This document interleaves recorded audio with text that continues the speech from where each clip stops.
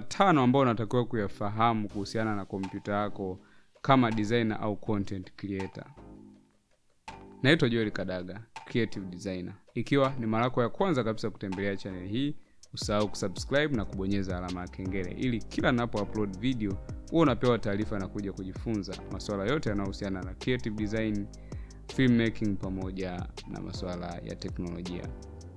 Nataka nizungumze kuhusiana na wewe designer au content creator. Haya ni mambo matano ambayo nitakuwa kuyazingatia sana na kuyafahamu kuhusiana na kompyuta yako, kwa sababu moja device ambayo ni muhimu kama sio lazima katika masuala ya creative ni kompyuta yako. So sio mjadala tena kuhusiana kwamba je, nahitaji kuwa na kompyuta au hapana. No, unahitaji kuwa na kompyuta ili ufanye kazi zako. Lakini je, mambo hayo unayafahamu kuhusiana na kompyuta?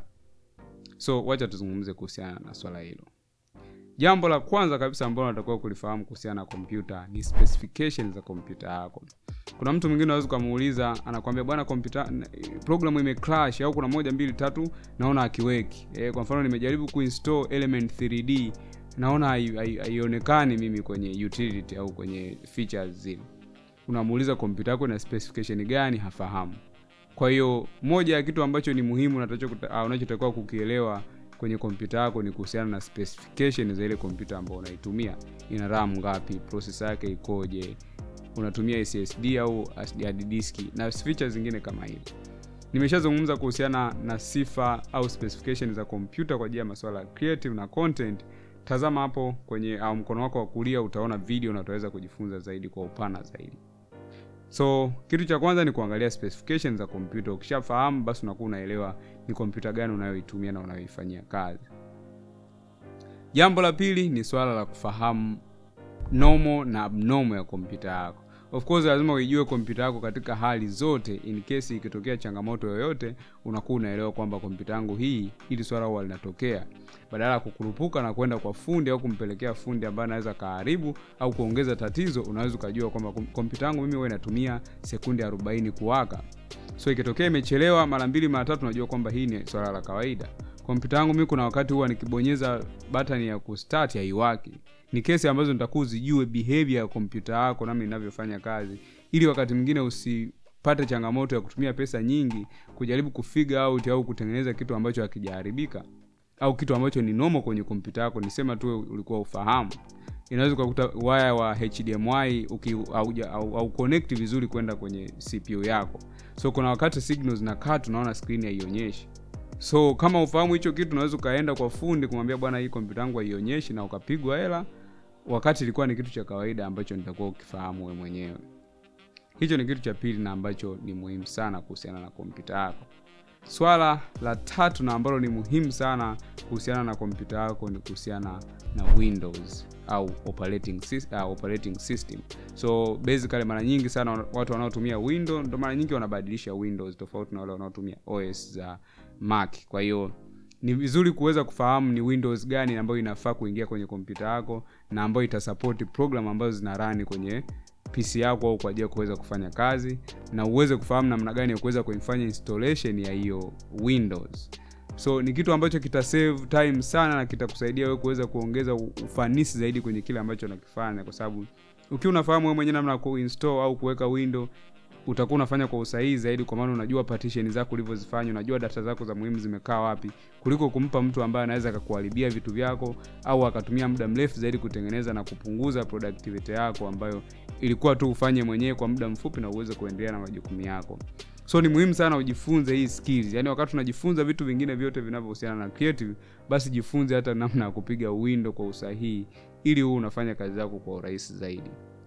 Ni kitu muhimu, kina save big time. Mimi kwa zaidi ya miaka 10 ambayo nimefahamu matumizi ya kompyuta, ni lea sana mimi kupeleka kompyuta yangu kwa fundi. Vitu vingi nafanya mwenyewe na vinani save big time, kwa sababu ukiangalia pesa ambayo ningetumia, muda ambao ungenigharimu kwenda kwa watu kuomba au kupeleka wanifanyie window, ingekuwa ina cost muda sana. Kwa hiyo hakikisha unafahamu namna ya kuweka window na vitu vingine vidogo vidogo vinavyohusiana na kompyuta yako. Jambo la 4 ni swala la softwares pamoja na tools zote ambazo unazitumia katika kufanya masuala yako ya content au creative design. So hakikisha kwamba unafahamu ni content gani unatengeneza. So ni software zipi ambazo unazihitaji. So fahamu matumizi ya software zote. Kwa mfano kama ni Adobe Creative Cloud, zijue software ambazo unaweka nazo au unazitumia, Premiere Pro, After Effects, Photoshop, Illustrator na moja na zingine ambazo unazitumia kwenye kazi zako. Hakikisha kwamba unazifahamu na unajua namna ya kuinstall kwenye kompyuta yako. In case ikitokea lolote unaweza kufanya hivyo, kubadilisha, kufanya changes, ikitokea version mpya unaweza update na vitu vingine kama hivyo, ukaendelea kuenjoy. Kufanya hivyo kutakusaidia kwa kiasi kikubwa kusave time, kuongeza productivity, lakini pia kufanya workflow yako kuwa nzuri zaidi, kwa sababu unafahamu unachokifanya na uko familia na tools ambazo unatumia. Swala la 5 na la mwisho ni kuhusiana na shortcut. Yes, of course, keyboard shortcut ni kitu ambacho kinaweza kusave big time kama unafahamu na unakitumia zaidi kwenye kazi zako.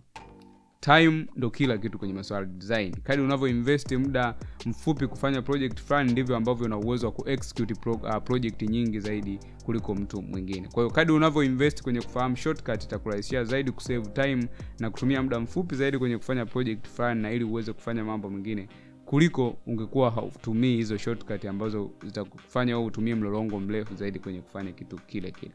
Kwa hiyo itakusaidia big time kuweza kufanya hivyo.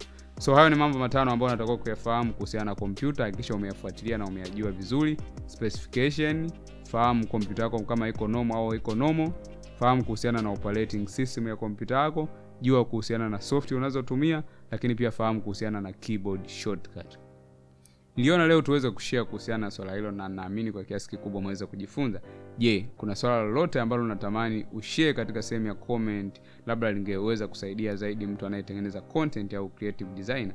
Lakini kama limekusaidia somo hili, hakikisha unaacha maoni katika sehemu ya comment ili tuweze kujifunza kwa pamoja na kuweza kuongeza zaidi maarifa. Lakini mimi nitajumuika pia katika sehemu ya comment. Kama unahitaji kujifunza zaidi kuhusiana na masuala ya creative design, nayo website yangu ambayo inaitwa joelmediaeducation.com, ambako nimeupload content nyingi sana ambazo ni premium. Kuna kozi au kuna mafunzo ya video editing, motion graphics, mafunzo ya Adobe Illustrator, Photoshop, pamoja na kozi zingine zote ambazo ziko related na creative. So unaweza kujifunza mambo mengi huko. Tembelea kwa kubonyeza link katika description ili uweze kujifunza zaidi. Mimi sina la ziada. Tutakutana tena katika video inayofuata.